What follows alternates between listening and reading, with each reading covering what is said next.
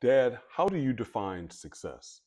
Unfortunately, I received news this week that a colleague of mine has passed away, leaving a wife and a child.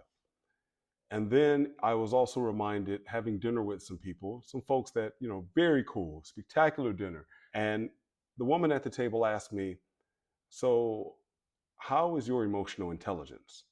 And I responded to her and said that I'm not really the judge to be able to answer that. It has to be the people around me.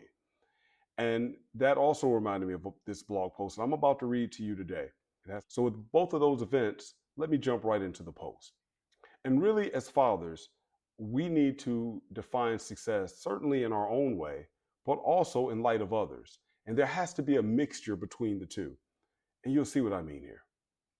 In my very first sociology class, my brilliant professor asked me a question when I said that I had two children during the obligatory class introductions. "Are you a good father?" she innocently asked, but in a way that I immediately knew that there was much more to the question that she posed.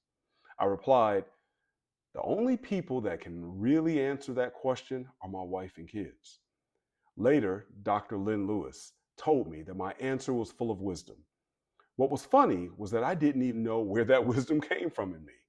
Yet, as I get older, my kids grow and my miles end up racking up like a car odometer on my body and in my mind. I understand that she was the wise one. As her question was one, it ends up illuminating more to the person answering the question than the person asking. As dads, how do we measure our success? In the workforce, your employer's performance review may ask you how well you think you performed in the last year. Yet ultimately, your success is defined by them, not you, at least from an external locus of control point of view. If you desire your success, as most do, by receiving a pay increase, bonus, or some other reward, is that the most accurate reflection of your success with the company? Conversely, many dads define success on their own terms, or they think that, well, I am still taking care of business, or I'm here to set them straight and to teach them how hard it is, and I'm a good provider, and I'm at home with my family when most men aren't. But soon we'll look closer at why these definitions are even lacking and leave our families, and even us men who say this, wanting more. Until then, Dad, how do you define success with your family?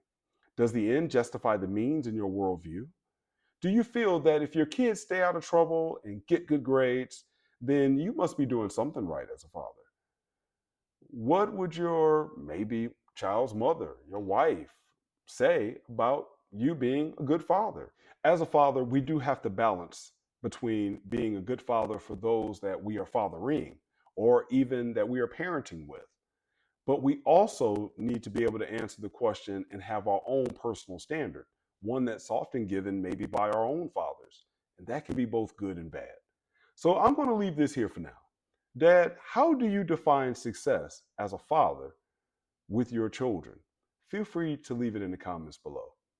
Because one thing is for sure, however you define success, when you pass away, your employer, if that's who you're defining it by, will do nothing but send flowers to your funeral. So can you really define it by just showing up every day at work for them, thinking that that is what it's all about? If you like the video, please feel free to like and subscribe for more as we begin talking a bit more about fatherhood, how dads define success, and how we can all be better fathers for our children, especially as our kids get older, for my men over 45, my prospectors out there over 45 that may even be looking towards having grandchildren.